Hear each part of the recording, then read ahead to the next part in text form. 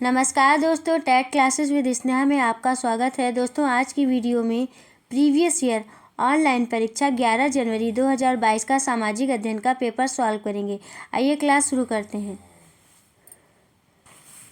Question है,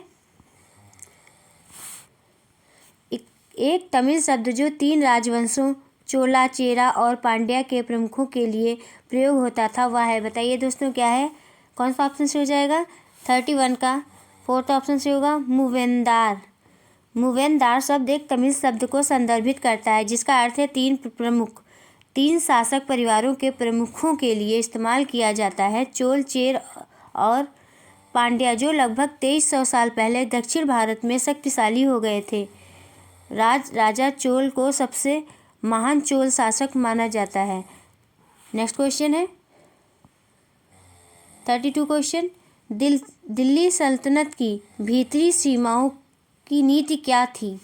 बताइए दोस्तों क्या थी? 32 का आंसर हो जाएगा, थर्ड ऑप्शन से हो जाएगा वनों को काटकर शहरों की पृष्ठभूमि में स्थित भीतरी का सुदृढ़ीकरण।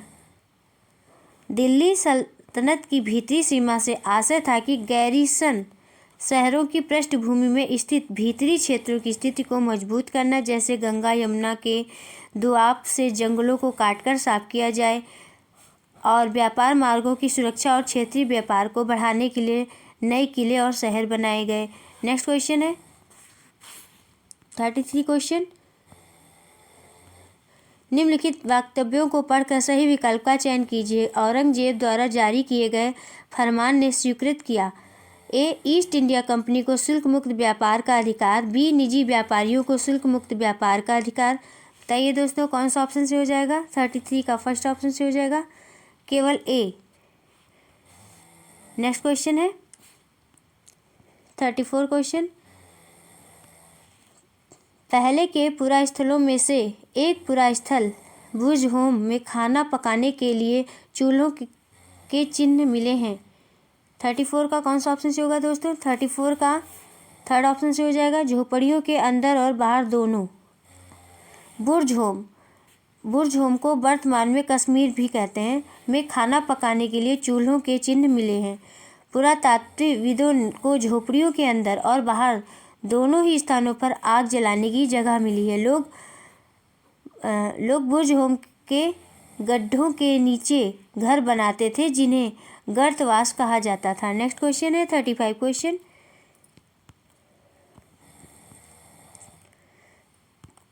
वे लोग जो मध्ययुगीन अदालतों में पांडुलिपियों की प्रतिकृति बनाते थे उन्हें क्या कहते थे?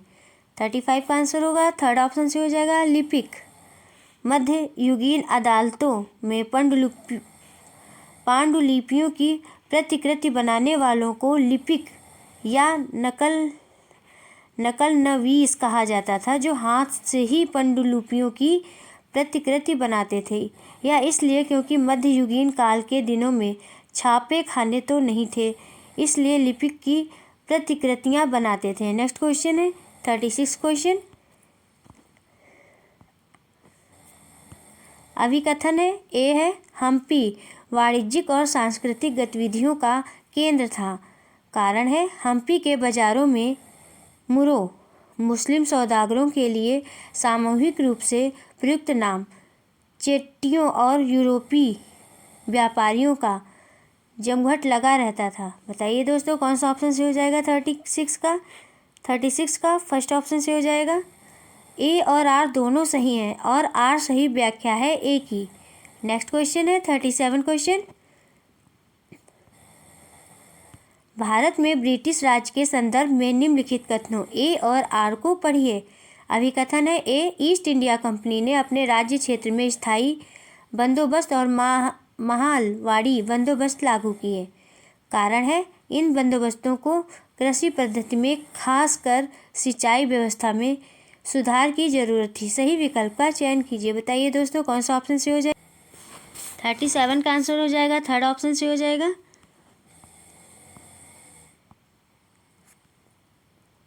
ए सही है लेकिन आर गलत है। ईस्ट इंडिया कंपनी ने अपने राज्य क्षेत्र में स्थायी बंदोबस्त और महालवाड़ी बंदोबस्त लागू किए थे। ईस्ट इंडिया कंपनी को इन व्यवस्था को शुरू करने का मात्र उद्देश्य लगान इकट्ठा करना था, पर आगे चलकर कुछ और महत्वपूर्ण उद्देश्य इन व्यवस्थाओं के साथ जुड़ गए, जैसे भारतीय कृषि को अंतर्राष्ट्रीय व्यापार से जोड़ना और कृषि का बाजारीकरण। भारत में ब्रिटिश राज्य के संदर्भ में कथन ए सही है, लेकिन कथन आर गलत है। नेक्स्ट क्वेश्चन है 38 क्वेश्चन।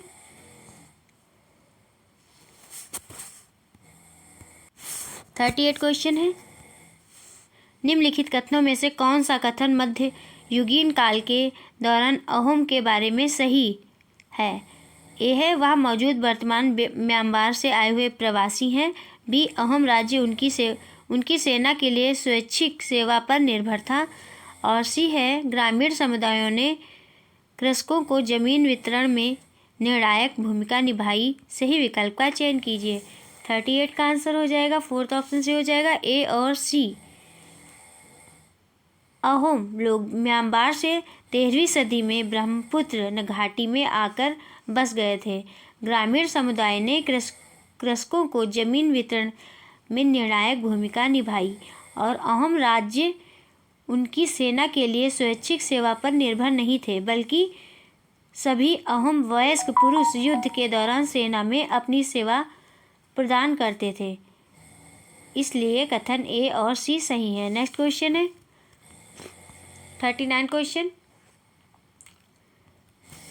निम्न कथनों पर विचार कीजिए और सही विकल्प चुनें। ए है, पंडिता रामाबाई ने पूना में एक विधवा गृह की स्थापना की, जहां विधवा महिलाओं को पनाह दी जाती थी। बी है, पंडिता रामाबाई संस्कृत की प्रकांड विदुषी थी। और सी है, पंडिता रामाबाई ने निम्न जातियों की महिलाओं की दुर्दशा पर एक किताब लिखी थी। बताइए दोस्तों, कौन सा ऑप्शन से हो जाएगा? 39 का सेकंड ऑप्शन से हो जाएगा। ए एवं बी सही हैं। पंडिता रामाबाई संस्कृत की महान विद्वान थी। पंडिता रामाबाई ने पूना में एक विधवा गृह की स्थापना की, जहां ससुराल वालों के हाथों अत्याचार झेल रही महिलाओं को पनाह दी जाती थी। और पंडिता रामाबाई ने ऊंची जातियों की हिंदू महिलाओं की दुर्दशा पर एक किताब भी लिखी थी। और इसलिए विकल्प ए और बी पंडिता रामाबाई के बारे में सही कथन है। नेक्स्ट क्वेश्चन है 40 क्वेश्चन। निम्नलिखित में से किसने अपने लेखन द्वारा यह सिद्ध करने का प्रयास किया कि प्राचीन ग्रंथों में विधवाओं को जलाने की अनुमति कही गई है? विकल्प का चयन कीजिए। 40 का कौन सा ऑप्शन से होगा दोस्तों? 40 का थर्ड ऑप्शन से हो जाएगा, राजा राम मोहन राय संस्कृत, फारसी तथा अन्य कई भारतीय और यूरोपीय भाषाओं के अच्छे ज्ञाता थे। उन्होंने अपने लेखन के जरिए यह सिद्ध करने का प्रयास किया कि प्राचीन ग्रंथों में विधवाओं को जलाने की अनुमति कहीं नहीं दी गई है। सन 1829 में सती प्रथा पर पाबंदी लगा दी गई। राजा राम मोहन राय एक समाज सुधारक थे। उन्होंने कलकत्ता में ब्रह्म समाज के नाम से एक सुधारवादी संगठन बनाया था। नेक्स्ट क्वेश्चन है 41 क्वेश्चन। निम्नलिखित में से कौन से तरीके का प्रयोग 19वीं शताब्दी के सुधारकों ने समाज में फैली हानिकारक प्रथा को चुनौती देने के लिए किया? 41 का आंसर हो जाएगा, थर्ड ऑप्शन से हो जाएगा, प्राचीन धार्मिक ग्रंथों से ऐसे श्लोक या वाक्य संदर्भित करने का प्रयास करते थे जो उनकी सोच का समर्थन करते थे। नेक्स्ट क्वेश्चन है 42 क्वेश्चन। दादा भाई नौरोजी एक बहुत बड़े पब्लिसिस्ट थे। निम्न में से कौन सा पब्लिसिस्ट शब्द को सही से अभिव्यक्त करता है? 42 का आंसर हो जाएगा, सेकंड ऑप्शन से हो जाएगा, वह जो किसी विचार को विभिन्न माध्यम से प्रसारित करता हो। दादा भाई नौरोजी एक बहुत बड़े पब्लिसिस्ट थे। पब्लिसिस्ट शब्द वह होता है जो किसी विचार को विभिन्न माध्यम से प्रसारित करता हो, को अभिव्यक्त करता है। नेक्स्ट क्वेश्चन है 43 क्वेश्चन। 43 क्वेश्चन है, दो कॉलम सुमेल कीजिए जो विभिन्न घटनाओं संगठनों के निर्णय स्थापना एवं साल को दर्शा रहे हैं और सही विकल्प का चयन कीजिए। 43 का कौन सा ऑप्शन से होगा दोस्तों? ऑप्शन है 43 का थर्ड ऑप्शन से हो जाएगा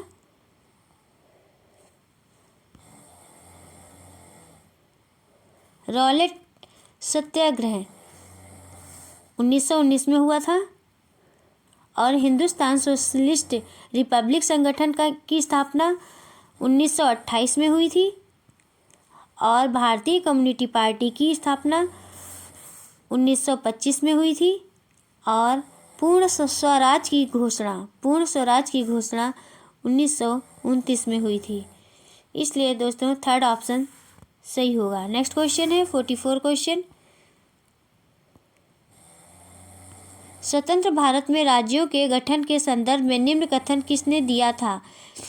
राष्ट्रवाद की बढ़ावा देने वाली हर चीज़ आगे बढ़नी चाहिए और उसके रास्ते में रुकावट डालने वाली हर चीज़ को खारिज कर दिया जाना चाहिए। हमने यह कसौटी भाषाई प्रांतों पर भी अपनाई है और इस कसौटी के हिसाब से हमारी राय में इस मांग को समर्थन दिया जा सकता है। 44 का आंसर हो जाएगा फोर्थ ऑप्शन से होगा सरदार वल्लभ भाई पटेल। उप प्रधानमंत्री सरदार वल्लभ भाई पटेल भाषा के आधार पर राज्यों के गठन की नीति के विरोधी थे, जिसमें उन्होंने कहा भारत की पहली और आखिरी जरूरत यह है कि उसे एक राष्ट्र बनाया जाए। नेक्स्ट क्वेश्चन है 45 क्वेश्चन। पृथ्वी के संदर्भ में निम्न कथनों पर विचार करें। ए है पृथ्वी का कक्षीय समतल के साथ इसका अक्ष 66 डिग्री का कोण बनाता है। बी है पृथ्वी का अपने अक्ष पर घूमना परिक्रमण कहलाता है। सही विकल्प का चयन कीजिए। 45 का आंसर हो जाएगा फर्स्ट ऑप्शन से हो जाएगा। ए सही है और बी गलत है।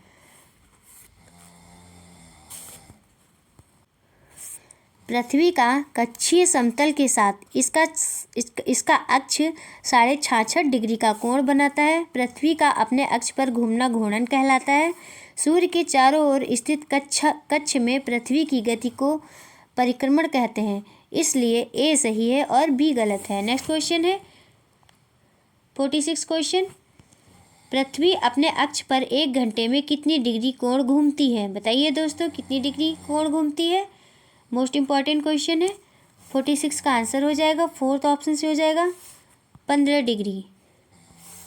पृथ्वी लगभग 24 घंटे में अपने अक्ष पर 360 डिग्री घूमती है। पृथ्वी लगभग 24 घंटे में अपने अक्ष पर 360 डिग्री घूमती है और पृथ्वी अपने अक्ष पर 1 घंटे में 15 डिग्री और 4 मिनट में 1 डिग्री घूमती है। नेक्स्ट क्वेश्चन है 47 क्वेश्चन। 47 क्वेश्चन है निम्नलिखित कथनों ए, बी तथा सी पर देशांतरों व अक्षांशों के संदर्भ में विचार कीजिए तथा सही उत्तर का चयन कीजिए। ए है अक्षांश समांतर वृत्त होते हैं। बी देशांतर समांतर वृत्त होते हैं और सी है देशांतर अर्धवृत्त होते हैं। बताइए दोस्तों कौन सा ऑप्शन से हो जाएगा? 47 का सेकंड ऑप्शन से हो जाएगा। दोनों बी तथा सी सत्य है। देशांतर समांतर वृत्त होते हैं, देशांतर अर्धवृत्त होते हैं। देशांतर रेखाएं ध्रुवों की तरफ बढ़ने पर उनके बीच की दूरी घटती जाती है और ध्रुवों पर शून्य हो जाती है। इसलिए बी और सी कथन सत्य हैं। नेक्स्ट क्वेश्चन है 48 क्वेश्चन। निम्नलिखित कथनों ए, बी पर विचार कीजिए तथा सही विकल्प का चुनाव कीजिए। ए है अपने स्थान से ध्रुव तारे का कोण मापकर आप अपने स्थान का अक्षांश जान सकते हैं। बी है पृथ्वी पर किसी स्थान की स्थिति बताने के लिए उस स्थान के अक्षांश व देशांतर की जानकारी होने की आवश्यकता है। बताइए दोस्तों कौन सा ऑप्शन से हो जाएगा? 48 का सेकंड ऑप्शन से हो जाएगा। दोनों ए तथा बी सत्य हैं किंतु बी ए की सही व्याख्या नहीं करता है। ध्रुव तारों से उत्तर दिशा का पता चलता है, जिससे अपने स्थान का अक्षांश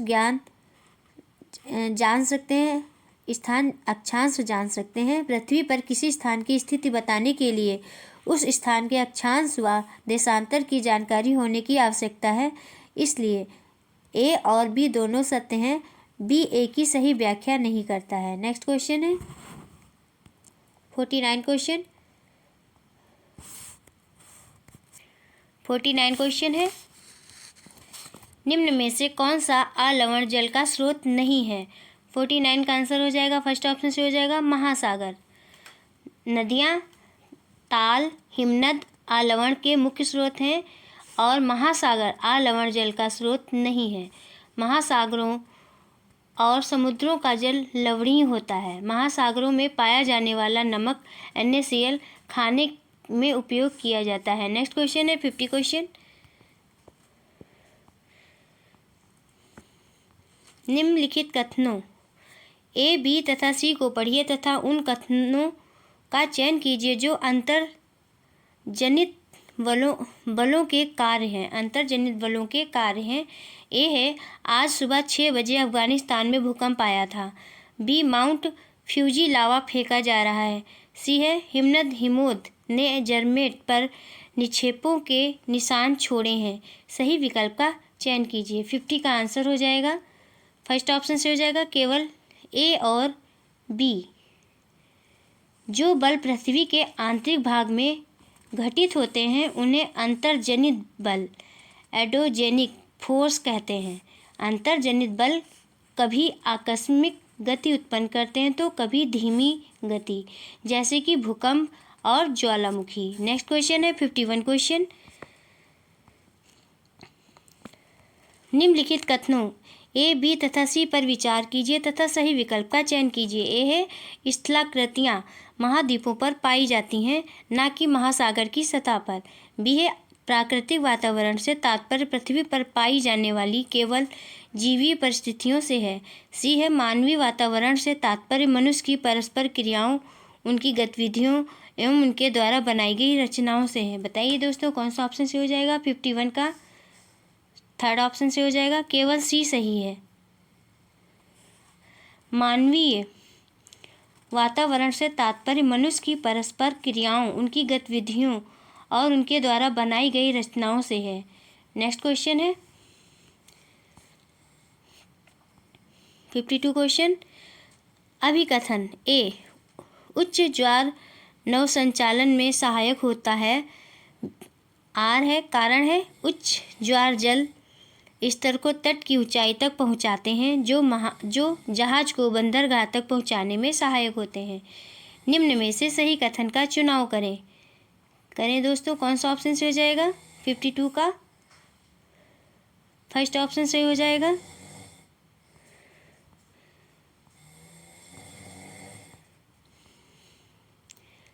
का फर्स्ट ऑप्शन से हो जाएगा। दोनों A और R सही हैं और R सही व्याख्या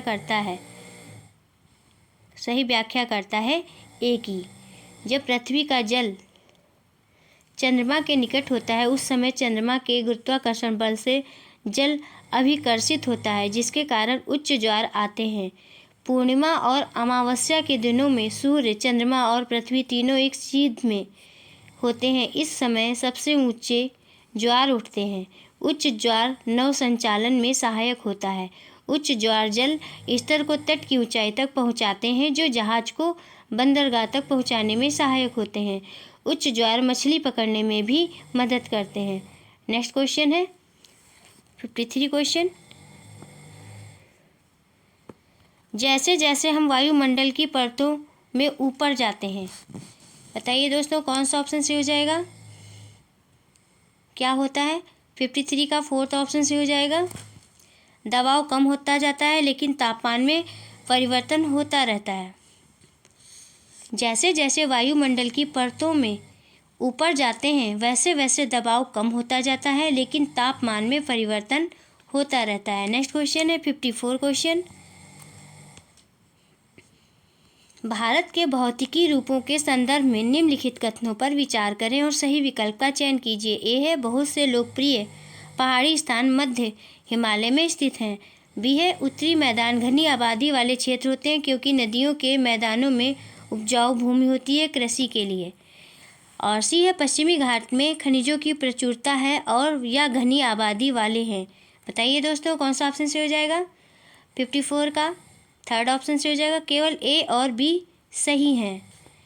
बहुत से लोकप्रिय पहाड़ी स्थल मध्य हिमालय में स्थित हैं। मध्य हिमालय बृहद हिमालय के दक्षिण से पूर्व से लेकर पश्चिम तक उसके साथ साथ फैला हुआ है। हिमालय की 5 श्रेणियां महत्वपूर्ण हैं। पीर पंजाल पर्वत श्रेणी, धौलाधर पर्वत श्रेणी, महाभारत पर्वत श्रेणी और नागटिब्बा पर्वत श्रेणी और मसूरी पर्वत श्रेणी। उत्तरी मैदान घनी आबादी वाले क्षेत्र होते हैं क्योंकि नदियों के मैदानों में कृषि के लिए उपजाऊ भूमि होती है, इसलिए कथन सी सही विकल्प नहीं है। नेक्स्ट क्वेश्चन है 55 क्वेश्चन। लद्दाख में पाया गया यूरेनियम किस तरह का संसाधन है? बताइए दोस्तों किस तरह का संसाधन है? 55 का आंसर हो जाएगा सेकंड ऑप्शन से होगा संभाव्य।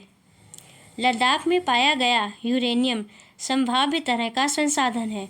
यूरेनियम संसाधन जिनकी मात्रा ज्ञात नहीं है, पता नहीं है, इसलिए वर्तमान में उपयोग नहीं किया जाता है, लेकिन इन संसाधनों का उपयोग भविष्य में किया जा सकता है। नेक्स्ट क्वेश्चन है 56 क्वेश्चन।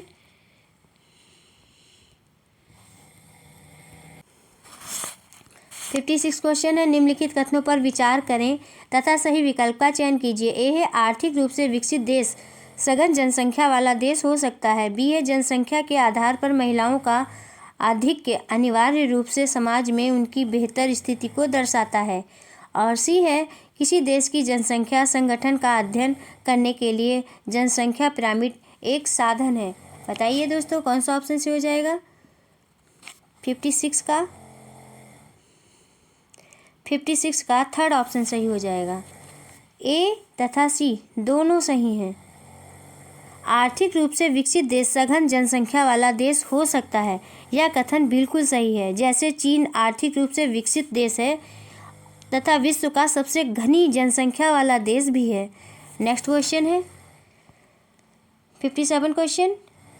निम्नलिखित कथनों ए तथा बी पर विचार कीजिए तथा सही विकल्प का चयन कीजिए। ए है कृषि क्रियाकलाप विश्व के उन्हीं प्रदेशों में संकेंद्रित है जहां फसल उगाने के लिए उपयुक्त कारक विद्यमान है। बी है उन डेयरी तथा कुक्कुट उत्पाद कृषि तंत्र के निर्माता के अंतर्गत आते हैं। 57 का कौन सा ऑप्शन से होगा दोस्तों? 57 का थर्ड ऑप्शन से हो जाएगा। दोनों ए तथा बी सही हैं। कृषि क्रियाकलाप विश्व के उन्हीं प्रदेशों में संकेंद्रित हैं जहां फसल उगाने के लिए उपयुक्त कारक विद्यमान हैं। अनुकूल स्थलाकृति मृदा और जलवायु कृषि क्रियाकलाप के लिए अनिवार्य है। कृषि या खेती को एक तंत्र के रूप में देखा जा सकता है। ऊन, डेयरी तथा कुक्कुट उत्पाद कृषि तंत्र के निर्गतों के अंतर्गत आते हैं, इसलिए ए और बी दोनों सही विकल्प हैं। नेक्स्ट क्वेश्चन है 58 क्वेश्चन। निम्नलिखित में से कौन सी भाषा तिब्बत वर्मा परिवार से संबंधित है? बताइए दोस्तों कौन सा ऑप्शन से हो जाएगा? 58 का फोर्थ ऑप्शन से हो जाएगा खासी। खासी भाषा तिब्बत वर्मा भाषा परिवार से संबंधित है। यह पूर्वोत्तर भारत के खासी जनजातीय समुदाय द्वारा बोली जाने वाली भाषा है। असमिया, फारसी और सिंधी भारोपीय भाषा परिवार का सदस्य है। नेक्स्ट क्वेश्चन है 59 क्वेश्चन। सामाजिक विज्ञान संकेत करता है, किसका संकेत करता है दोस्तों? 59 का कौन सा ऑप्शन से हो जाएगा? 59 का थर्ड ऑप्शन से हो जाएगा सामाजिक संदेश वाले विज्ञापन बनाने की तरफ। सामाजिक विज्ञान सरकार व निजी संस्थाएं बनाती हैं जिसमें समाज में किसी महत्वपूर्ण संदेश का प्रसारण हो सके, ये सामाजिक विज्ञापन कहलाते हैं। सामाजिक विज्ञापन सरकार संदेश वाले विज्ञापन बनाने की तरफ संकेत करता है। नेक्स्ट क्वेश्चन है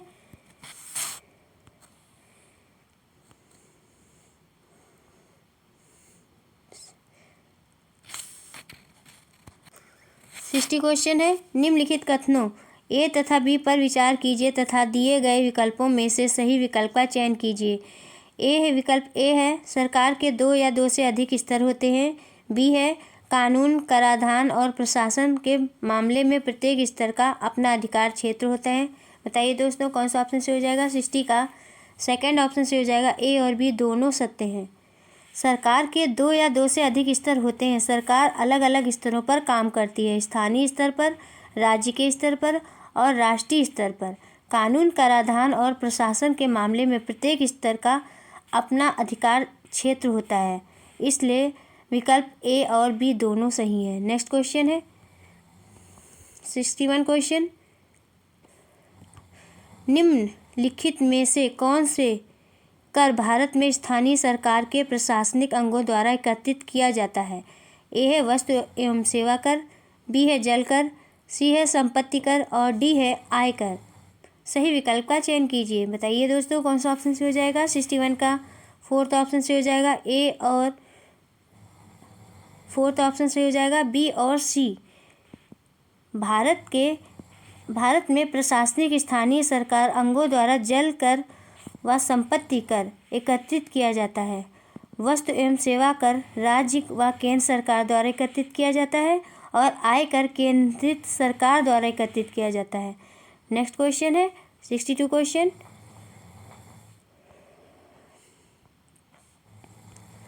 ए और आर कथनों को पढ़िए तथा सही विकल्प का चयन कीजिए। ए है साप्ताहिक बाजारों में सामान सस्ता होता है। आर है साप्ताहिक बाजार में ज़्यादातर दुकानें एक जैसा सामान बेचती हैं, अतः ज़्यादा प्रतिस्पर्धा होती है। बताइए दोस्तों कौन सा ऑप्शन से हो जाएगा। 62 का फर्स्ट ऑप्शन से हो जाएगा। ए और आर दोनों सही हैं तथा आर सही व्याख्या करता है ए की। नेक्स्ट क्वेश्चन है 63 क्वेश्चन। ए और आर कथनों को पढ़िए तथा सही विकल्प का चयन कीजिए। ए है पक्की दुकानों में बेचे जाने वाले सामान आमतौर पर साप्ताहिक बाजारों में बेचे जाने वाले सामान से महंगा होता है। आर है पक्की दुकान को कई तरह के खर्चे जोड़ने होते हैं, दुकानों के लिए किराए, बिजली के बिल, कर्मचारियों की तनख्वाह के रूप में। सही विकल्प का चयन कीजिए। बताइए दोस्तों कौन सा विकल्प सही होगा। 63 का फर्स्ट विकल्प सही हो जाएगा। ए और आर दोनों सही हैं तथा आर सही व्याख्या करता है ए की। नेक्स्ट क्वेश्चन है 64 क्वेश्चन। ए और आर कथनों को पढ़िए तथा सही विकल्प का चयन कीजिए। ए है लोकतांत्रिक सरकारों को प्रायः प्रतिनिधि लोकतंत्र भी कहा जाता है। आर है सरकार में लोग सीधे भाग नहीं लेते हैं बल्कि चुनाव की प्रक्रिया के द्वारा अपने प्रतिनिधि को चुनते हैं। सही विकल्प का चयन कीजिए। 64 का कौन सा ऑप्शन से हो जाएगा दोस्तों। फर्स्ट ऑप्शन से हो जाएगा। ए और आर दोनों सही हैं तथा आर सही व्याख्या करता है ए की। लोकतांत्रिक सरकारों को प्रतिनिधि लोकतंत्र भी कहा जाता है। सरकार में लोग सीधे भाग नहीं लेते हैं बल्कि चुनाव की प्रक्रिया के द्वारा अपने प्रतिनिधि को चुनते हैं, इसलिए ए और आर दोनों सही हैं। आर सही व्याख्या करता है ए की। नेक्स्ट क्वेश्चन है 65 क्वेश्चन। लता सुबह के 5 बजे चाय बेचती है। वह बहुत दूर स्थित कुएं से पानी भरने लाने जाती है। घर पहुंचने के बाद वह खाना बनाती है, कपड़े धोती है, घर की सफाई करती है, झाड़ू पोछा करती है और उसके बाद वह अपनी चाय की दुकान के लिए सामान खरीदने जाती है। इन सबको इकट्ठा उल्लेखित किया जा सकता है। बताइए दोस्तों कौन सा ऑप्शन से हो जाएगा। सेकंड ऑप्शन से हो जाएगा। दोहरे बोझ के जैसे घर के अंदर और बाहर जाकर महिलाएं काम करती हैं, जिससे प्रायः महिलाओं के काम को दोहरी बोझ के रूप में जाना जाता है। जहां औरतें बाहर जाकर काम करती हैं, कमाती हैं, वहीं घर जाकर घर का सारा काम महिलाओं को ही करना पड़ता है। नेक्स्ट क्वेश्चन है 66 क्वेश्चन।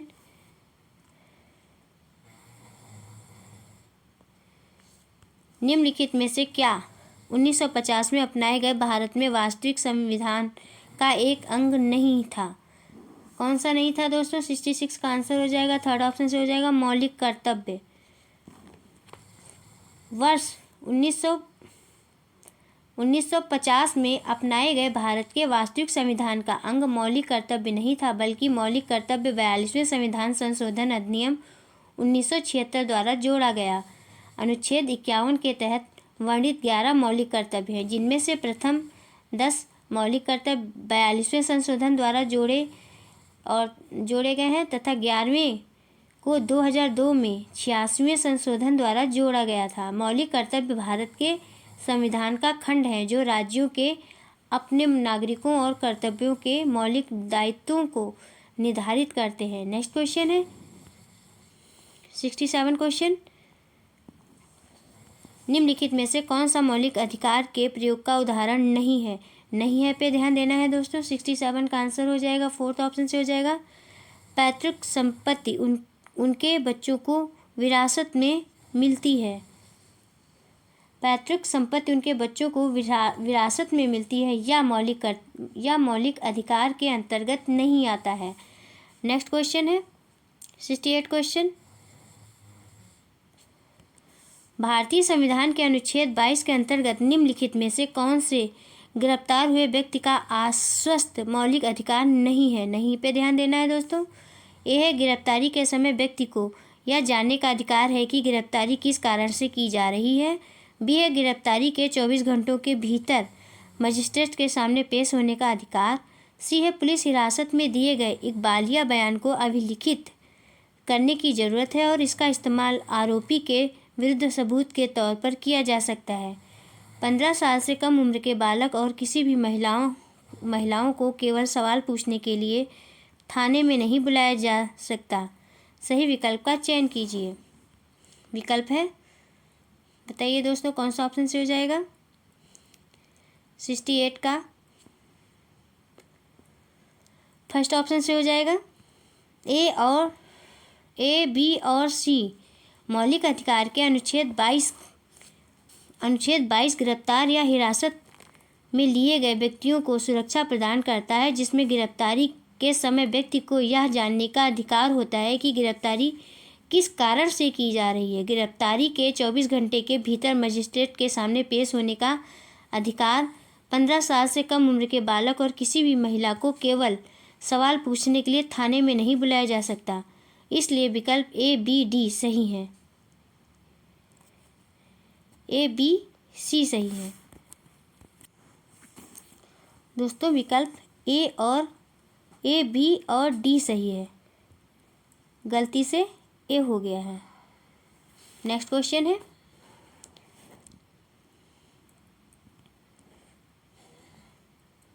89 क्वेश्चन है। Amnesty International organisation of volunteers अभियान चलाता है। 69 का कौन सा ऑप्शन से होगा दोस्तों? फर्स्ट ऑप्शन से हो जाएगा। पूरी दुनिया में मानवाधिकारों के लिए।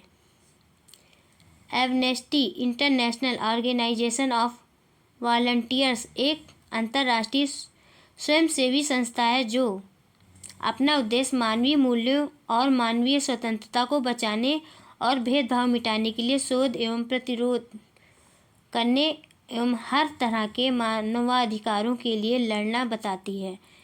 इसकी स्थापना ब्रिटेन में वर्ष 1961 में की गई थी। नेक्स्ट क्वेश्चन है 70 क्वेश्चन।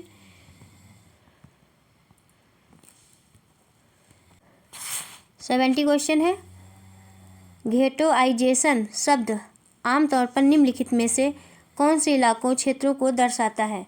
70 का आंसर हो जाएगा, फर्स्ट ऑप्शन से हो जाएगा इलाका ए, जहां एक समुदाय के लोग निवासी अपनी जान के भय के चलते एक साथ रहते हैं। 70 का आंसर हो जाएगा, फर्स्ट ऑप्शन से हो जाएगा। घेटोआइजेशन किसी भी अल्पसंख्यक जाति या समुदाय को बाकी समुदायों या जातियों से अलग करता है। ऐसे समुदायों या जातियों के लिए शहर या गांव के किसी भी कोने में एक अलग स्थान में रहने की व्यवस्था की जाती है, जहां एक समुदाय के लोग अपनी जान के भय के चलते एक साथ रहते हैं। नेक्स्ट क्वेश्चन है 71 क्वेश्चन। निम्नलिखित गतिविधियों में से कौन सी इतिहास में समीक्षात्मक चिंतन के विकास में सहायक होगी? ए है घटनाओं को तथ्यों और सबूतों के आधार पर जांचना, वाद विवाद और चर्चा के माध्यम से विषयों की दृष्टिकोण विकसित करना, वाद विवाद और चर्चा के माध्यम से विषयों पर दृष्टिकोण विकसित करना। सी है किसी विशेष इतिहासकार के विचारों के आधार पर घटनाओं के बारे में सीखना। डी है इंटरनेट पर वीडियो देखना। बताइए दोस्तों कौन सा ऑप्शन से होगा? 71 का फर्स्ट ऑप्शन से हो जाएगा, केवल ए और बी।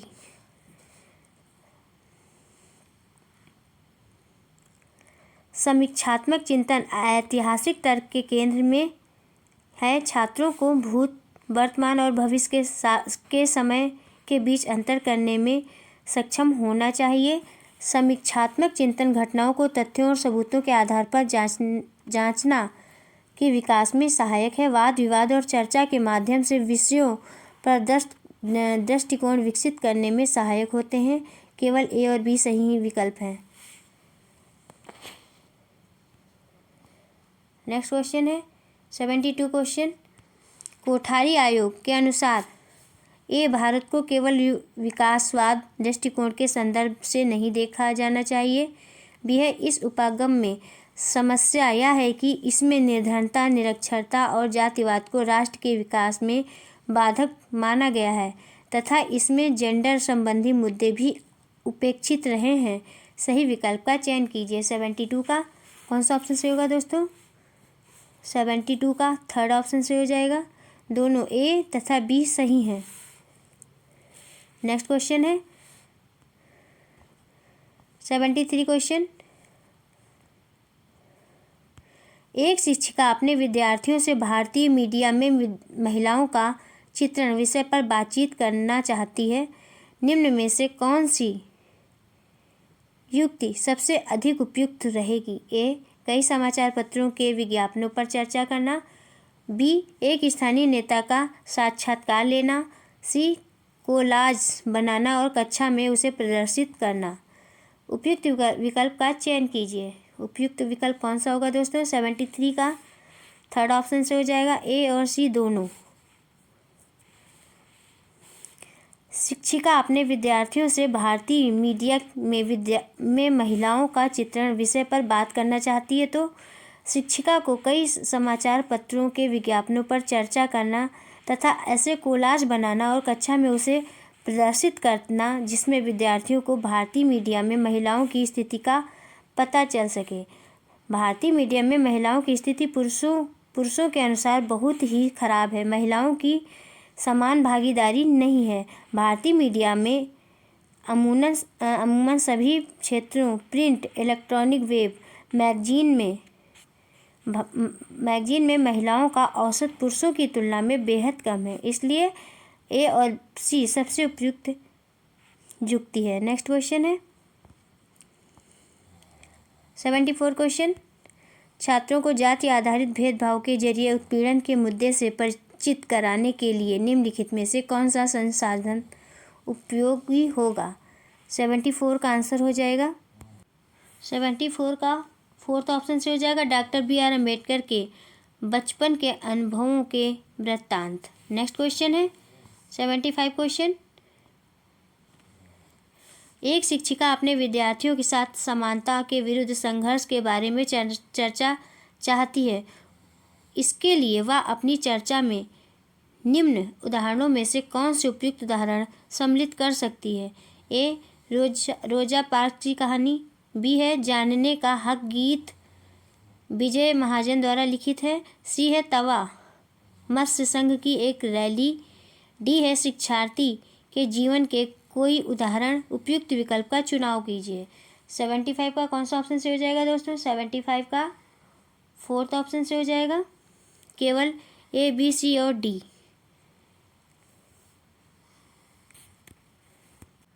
नेक्स्ट क्वेश्चन है 76 क्वेश्चन। प्रदीप्त वृत्त की अवधारणा पर शिक्षण प्रक्रिया शुरू करने से पहले निम्नलिखित में से कौन सी अवधारणा को समझना आवश्यक है? ए कक्षीय समतल। बी है पृथ्वी का अक्ष। सी है पृथ्वी का घूर्णन। डी है पृथ्वी की गोलाकार आकृति। सही विकल्प का चुनाव कीजिए। 76 का आंसर हो जाएगा थर्ड ऑप्शन से हो जाएगा, सी और डी। ग्लोब का वह भाग जो दिन तथा रात को विभाजित करता है उसे प्रदीप्त वृत्त कहते हैं। प्रदीप्त वृत्त की अवधारणा को शुरू करने से पहले पृथ्वी का घूर्णन और पृथ्वी की गोलाकार आकृति की अवधारणा को समझाना आवश्यक है। नेक्स्ट क्वेश्चन है 77 क्वेश्चन। विभिन्न विषयों जिनमें सामाजिक विज्ञान भी शामिल है में पाठ योजना बनाते हुए 5E मॉडल काफ़ी प्रचलित है। निम्नलिखित गतिविधियों में से कौन सी इसका हिस्सा नहीं है? बताइए दोस्तों, कौन सी इसका हिस्सा नहीं है?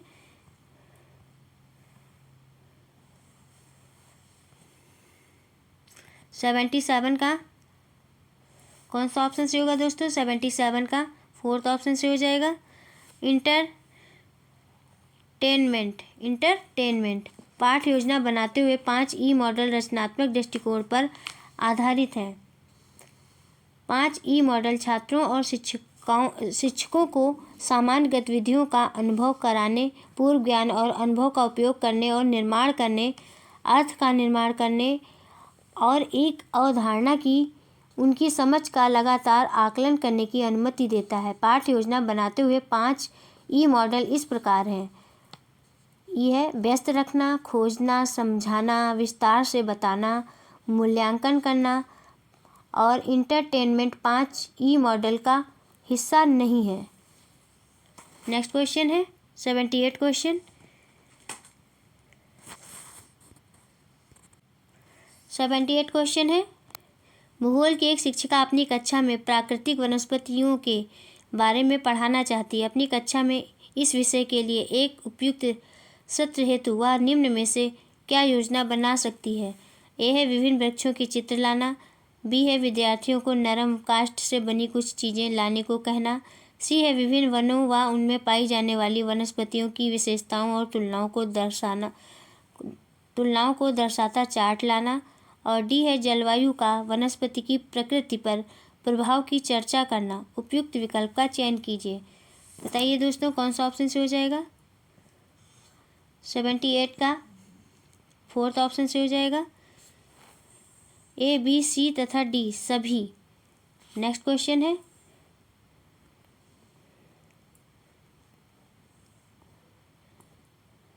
79 क्वेश्चन।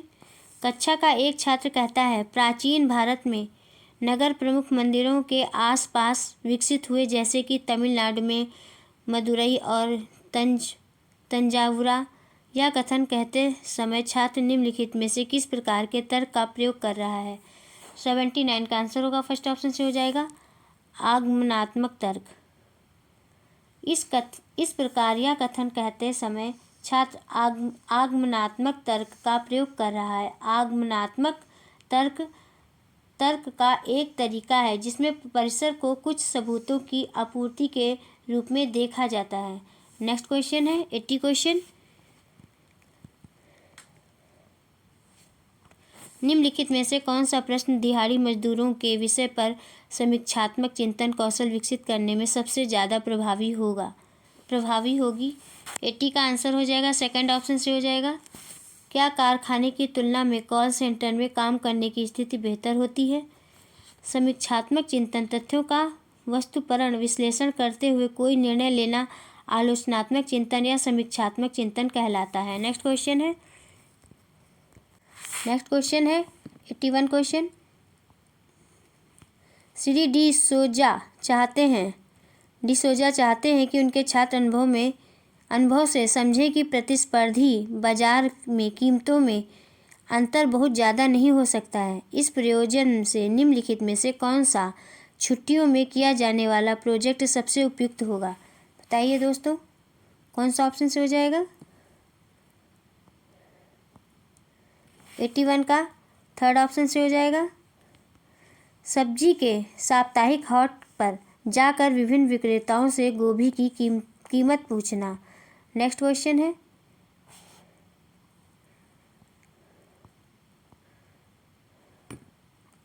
82 क्वेश्चन। सामाजिक विज्ञान शिक्षण में आने वाली समस्याओं के बारे में दिए गए निम्नलिखित कथनों को पढ़ें तथा सही विकल्प चुनें। अभिकथन है, ऐतिहासिक घटनाओं की व्याख्याएं सामाजिक विज्ञान शिक्षण को और भी चुनौतीपूर्ण विषय बना देती हैं। कारण है सामाजिक विज्ञान पढ़ाने वाले शिक्षकों की संख्या पर्याप्त नहीं है। सही विकल्प चुनें। 82 का आंसर हो जाएगा, फर्स्ट ऑप्शन से हो जाएगा। ए और आर दोनों सही हैं तथा आर सही व्याख्या करता है ए की। नेक्स्ट क्वेश्चन है 83 क्वेश्चन। आप अपने छात्रों को एक वृत्त चित्र दिखा रहे हैं और जब वह वृत्त चित्र आधा देखा जा चुका है तो उसमें एक ऐसा दृश्य दिखाया जाता है जो एक विशेष समुदाय को नकारात्मक रूप से चित्रित करता है। इस तरह की स्थिति से निपटने का सबसे जिम्मेदारीपूर्ण तरीका क्या होगा? बताइए दोस्तों, क्या होगा? 83 का थर्ड ऑप्शन से हो जाएगा। छात्रों के साथ उस दृश्य का विश्लेषण करें जिसके दौरान वे समुदाय के संबंध में पेश की गई धारणाओं और सामान्यीकरणों का विरोध कर सकें। नेक्स्ट क्वेश्चन है 84 क्वेश्चन। इतिहास के एक शिक्षक अपने छात्रों को बराबर के शासनकाल के दौरान हुए विभिन्न युद्धों के बारे में पढ़ाना चाहते हैं। निम्नलिखित में से कौन सा स्रोत इसके लिए प्राथमिक स्रोत हो सकता है? 84 का कौन सा ऑप्शन से होगा दोस्तों? 84 का फर्स्ट ऑप्शन से हो जाएगा बाबरनामा या बाबर के संस्मरण। शिक्षक छात्रों को बाबर के शासनकाल के दौरान हुए युद्धों के बारे में पढ़ाना चाहती है, तो बाबरनामा या बाबर के संस्मरण छात्रों को पढ़ाने के लिए प्राथमिक स्रोत होगा। नेक्स्ट क्वेश्चन है 85 क्वेश्चन। प्रारंभिक स्तर के विद्यार्थी जो ग्रामीण क्षेत्रों में रहते हैं के द्वारा निम्नलिखित विषय में से क्षेत्र सर्वेक्षण के प्रयोग से हल किया जा सकता है। 85 का कौन सा ऑप्शन से होगा दोस्तों? फोर्थ ऑप्शन से हो जाएगा कृषि कार्य संबंधी प्रक्रियाएं। प्राथमिक स्तर के विद्यार्थी जो ग्रामीण क्षेत्र में रहते हैं उनके लिए कृषि कार्य संबंधी प्रक्रियाएं विषयों से क्षेत्र सर्वेक्षण के प्रयोग से हल किया जा सकता है। नेक्स्ट क्वेश्चन है 86 क्वेश्चन।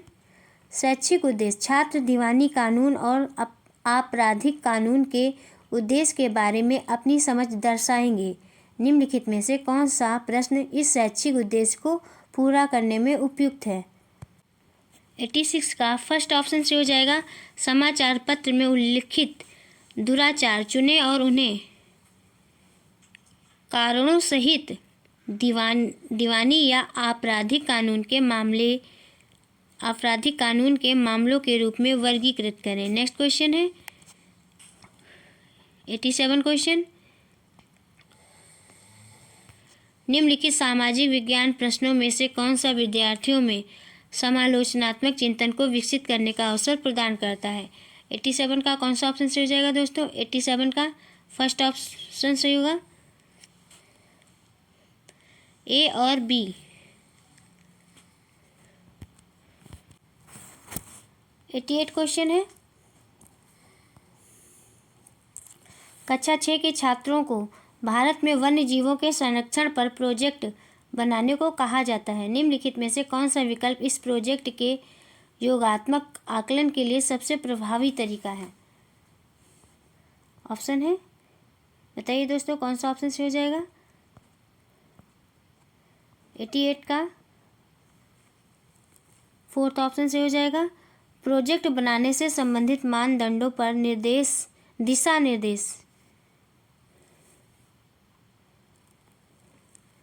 किसी प्रोजेक्ट को बनाने में प्रोजेक्ट बनाने से मानदंडों पर दिशा निर्देश प्रोजेक्ट के योगात्मक आकलन के लिए सबसे प्रभावी तरीका है। नेक्स्ट क्वेश्चन है 89 क्वेश्चन। श्री हरप्रीत अपने छात्रों से 1857 विद्रोह की ओर अग्रसर करने वाली केंद्रीय घटना पर शोध करके एक संक्षिप्त टिप्पणी लिखने को कहते हैं। वे जमा कराए कार्य को अधिगम के लिए आकलन में प्रयोग करना चाहते हैं। उनके लिए निम्न में से कौन सा प्रश्न पूछना सबसे प्रासंगिक होगा? बताइए दोस्तों कौन सा ऑप्शन से होगा? 89 का फर्स्ट ऑप्शन से हो जाएगा सबसे महत्वपूर्ण घटना तय करते समय आपकी विचार प्रक्रिया क्या थी? अधिगम के लिए आकलन में प्रयोग करने के लिए सबसे उपयुक्त प्रश्न है, वह सबसे महत्वपूर्ण घटना करते समय आपकी विचार प्रक्रिया क्या थी? नेक्स्ट क्वेश्चन है 90 क्वेश्चन। 4 छात्र भारत का एक ऐसा मानचित्र देख रहे हैं जिसका स्केल 1 सेंटीमीटर बराबर 100 किलोमीटर है। छात्र 1, चलिए अब हम अपनी कॉलोनी का एक बड़ा स्केल नक्शा बनाएं। दूसरा छात्र, हमारी कॉलोनी का चित्र बनाने के लिए हमें बड़े कागज भी काफ़ी हैं। छात्र 3, बड़े पैमाने की किसी चीज़ का अर्थ यह नहीं है कि बड़े कागज की ज़रूरत होगी, हमें उसका स्केल बदलना होगा। चलिए हम कागज़ पर 1 सेंटीमीटर बराबर 500 किलोमीटर लेते हैं। चौथा छात्र, नहीं, हमें केवल अपनी कॉलोनी का नक्शा बनाना है, इसलिए हम 1 सेंटीमीटर का प्रयोग कम दूरी दर्शाने के लिए कर सकते हैं।